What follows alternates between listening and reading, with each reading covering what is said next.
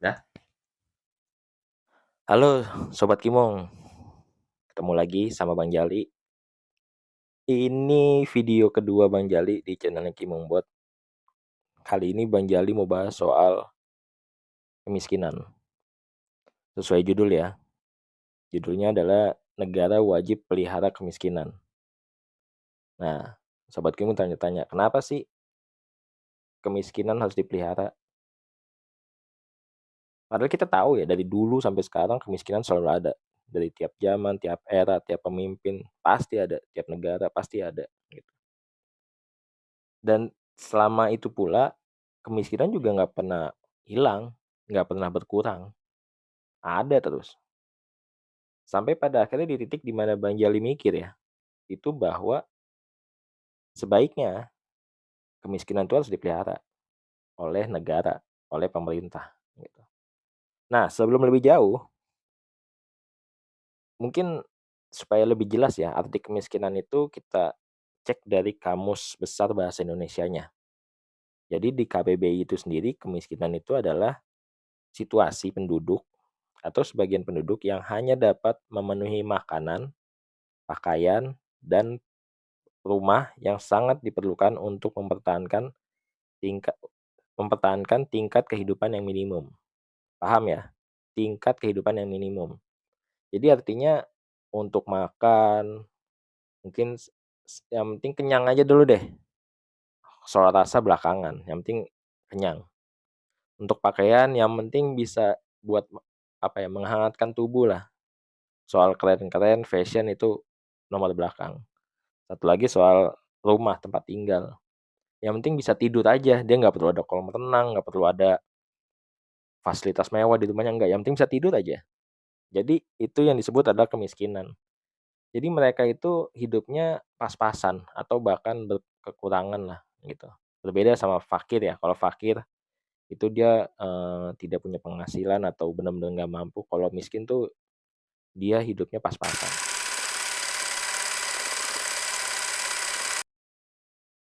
Bicara kemiskinan ini sebenarnya udah terjadi di mana-mana dan dari setiap zaman tuh udah terjadi. Mungkin dari zamannya Namrud, Firaun, terus zamannya Nabi Muhammad, sampai Romawi, sampai zaman Belanda, sampai zaman sekarang itu udah terjadi. Dan itu, apa namanya, kita tahu situasinya adalah mereka kekurangan lah untuk memenuhi kebutuhan pokoknya, seperti itu.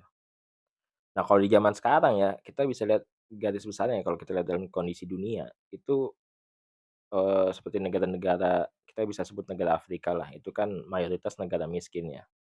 Lalu ada beberapa negara di Asia, begitupun di Amerika Latin, dan bahkan di negara maju pun seperti Amerika, Eropa, itu juga ada yang namanya masyarakat miskin ada, gitu. Jadi sehebat apapun bangsa itu, sehebat apapun pemimpin itu, kemiskinan tetap ada. Karena pada dasarnya adalah, hal itu adalah hal yang mustahil ya. Bang Jali bisa bilang mustahil karena itu udah kayak sistematik gitu, dan bahkan bisa dibilang kayak warisan turun-temurun, tetap ada terus-menerus. Jadi ya itu susah lah untuk dihilangkan, bahkan nggak bisa untuk dihilangkan. Nah, yang bikin kita bertanya-tanya adalah penyebabnya. Kenapa orang bisa menjadi miskin gitu, kenapa suatu keluarga bisa menjadi miskin. Mungkin kita bisa bilang ya, mungkin bagi sobat Kimung yang terlahir dalam kondisi kaya, itu bisa juga jatuh miskin. Mungkin dari kecil hingga dewasa, tidak mengerti mengelola keuangannya dalam saat kondisi kaya, terus hidupnya foya-foya, hedonisme, akhirnya bisa jatuh miskin gitu. Nah, kalau yang terlahir miskin, itu kan mereka tidak meminta ya terlahir miskin ya, cuman karena mereka terlahir miskin, kita tahu lah mungkin secara pergaulan lingkungan, secara wawasan, karena dalam kondisi yang susah sehingga mereka tidak punya akses, sehingga mereka tidak punya kesempatan lah buat berkembang. Bukan berarti mereka tidak bisa kaya atau tidak bisa maju gitu. Ada juga contoh-contoh yang pengusaha atau public figure yang dari susah tiba-tiba, eee, bangkit, maju, menjadi kaya ada gitu. Tergantung, apa namanya, rezeki dan usaha masing-masing setiap individunya sih kayak gitu. Nah, di sini Bang Jali mau bahas fokus untuk wilayah Indonesia ya, gambaran kemiskinan di Indonesia. Ya kita tahu lah, mungkin di sekitaran kita, setiap kita jalan, setiap kita pergi kemana pun itu kita bisa ngeliat lah kondisi orang-orang yang mungkin kondisinya kurang mampu ya, lagi dalam kondisi susah gitu. Nah, eee, dan yang Bang Jali lihat, yang pemerintah lakukan, sekarang terutama ya, itu mungkin terutama sejak terjadinya Covid kan itu pekerjaan banyak yang hilang ya, masyarakat banyak kehilangan pekerjaan, itu berdampak lah. Akhirnya, pemerintah terakhir kalau nggak salah memberikan BLT bantuan langsung tunai kepada masyarakat, masyarakat kecil gitu. Dan mungkin, ada kebijakan-kebijakan sebelumnya yang Bang Jali tahu kayak KJP, sorry, kalau itu untuk Jakarta, kalau untuk ini ada KIP ya, KIP terus, KIS. Jadi pemerintah tuh sudah berusaha mengurangi kemiskinan dengan memberikan akses-akses pendidikan, kesehatannya, dan juga bahkan ada cara ekonominya ya. Tapi, apa namanya, yang Bang Jali lihat adalah sejauh ini adalah, itu adalah usaha jangka pendek yang artinya sering, apa ya, sering tidak maksimal gitu. Bahkan untuk sekedar mengurangi aja nggak bisa, bagaimana mau menghilangkan. Nah, sebenarnya menjadi masyarakat miskin ya, ini mohon maaf ya, ini tidak bermaksud menyinggung siapapun, cuman, hanya gambaran Bang Jali, jadi mohon maaf kalau ada kata-kata yang salah. Jadi menjadi miskin itu sebenarnya hal yang harusnya tidak menjadi hal mengkhawatirkan gitu. Nah, ini Bang Jali mau masuk ke, eee, apa ya, saran lah gitu, ke bagian selanjutnya.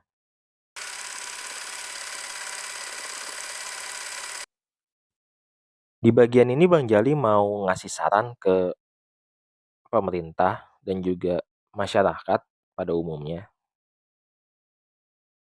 Bang Jali punya saran sih, ya mungkin ya bisa jadi saran ini bagus, bisa jadi saran ini nggak bagus, tergantung gimana yang nonton menilainya. Pemerintah kan udah dari dulu hingga sekarang kan sudah, apa ya, membuat kebijakan-kebijakan lah untuk mengurangi kemiskinan, untuk menghilangi kemiskinan. Contohnya mereka, sudah membuat BPJS untuk dari sisi kesehatan supaya masyarakat yang, kurang mampu bisa berobat dengan gratis atau tidak khawatirlah dengan urusan biayanya, gitu. Terus juga dengan, apa, kalau Indonesia ini ya, kayak Kartu Indonesia Pintar ya, itu untuk pendidikannya, untuk, anak-anaknya supaya dapat pendidikan gratis dan juga pendidikan yang bagus. Lalu yang terakhir adalah ada BLT, bantuan langsung tunai, yaitu dengan memberikan uang secara tunai kepada masyarakat yang kurang mampu. Mungkin karena sistem ya, mungkin karena di Indonesia sendiri sistemnya belum bagus sehingga kadang kebijakan-kebijakan itu tidak tepat sasaran. Contoh kayak BLT, menurut berita yang beredar banyak yang dapat justru orang-orang menengah, bahkan menengah ke atas gitu. Untuk orang-orang yang jadi targetnya, yang jadi sasarannya, mereka tidak dapat. Nah, Bang Jali di sini pengen ngasih saran sih. Sebenarnya, jadi miskin itu mereka mungkin bisa terima, maaf ya ini, pandangan Bang Jali ya, mohon maaf kalau ada salah-salah kata. Mereka mungkin ya udah, kan banyak orang bilang, "Ya syukurin aja lah hidup kayak gini, yang penting masih bisa makan." Itu banyak loh orang-orang yang dalam kondisi susah berkata seperti itu karena mereka bisa menerima keadaan. Cuman menurut Bang Jali adalah, gimana caranya pemerintah atau negara itu bisa memberikan ketenangan atau kebahagiaan kepada mereka yang dalam kondisi kemiskinan. Artinya gini, mungkin mereka nggak bisa beli barang yang mereka mau, tapi minimal mereka bisa memenuhi kebutuhan yang mereka butuhkan. Contoh yang penting negara tuh bisa menjamin mereka bisa makan dengan layak dan cukup. Artinya apa? Bahan pokok, bahan sembako itu bisa terjangkau oleh mereka, itu pertama. Terus yang kedua adalah, eee, mereka bisa memiliki tempat tinggal dengan layak, yang seperti kita tahu adalah mungkin pemerintah udah buat kebijakan KPR subsidi ya, itu yang dibantu oleh pemerintah dengan syarat biaya-biaya yang murah gitu. Cuman masih banyak yang belum bisa mendapatkannya mungkin karena persyaratannya sulit atau gimana itu Bang Jali kurang kurang terlalu paham. Dan juga lain-lainnya seperti itu. Jadi yang paling penting adalah gimana caranya pemerintah itu bisa memberikan ketenangan dan kebahagiaan dalam kondisi kemiskinan. Itu yang paling penting. Nah, itu beberapa saran lah pada pemerintah dan juga masyarakat di sana. Itu dari sisi pemerintah. Nah, Bang Jali juga mau ngasih saran sih dari sisi masyarakatnya. Karena sebagus apapun kebijakan pemerintah, kalau masyarakatnya nggak bisa menerima ya percuma juga, gitu. Nah, kalau kita lihat nih ya, masyarakat Indonesia kan kalau ada istilah gayanya BPJS, budget pas-pasan gaya sosialita. Bener nggak sih? BPJS, budget pas-pasan gaya sosialita gitu. Jadi, eee, kadang mereka ya, punya pendapatan 5 juta misalnya, cuman,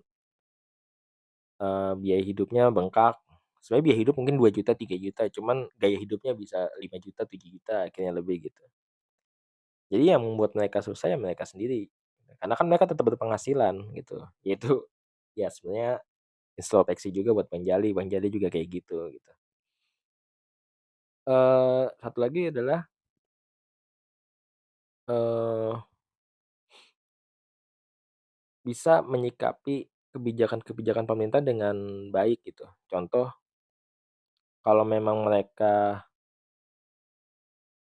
menggunakan kayak mendapat bantuan dari pemerintah, mereka bisa mengambilnya dengan baik gitu. Contoh kasus kayak kalau di Jakarta pernah waktu zamannya Gubernur Ahok, itu yang warga-warga yang digusur di area-area yang mau yang tidak layak huni, itu dipindahkan ke rusunawa ya, rusun sewa, itu kadang ada oknumnya.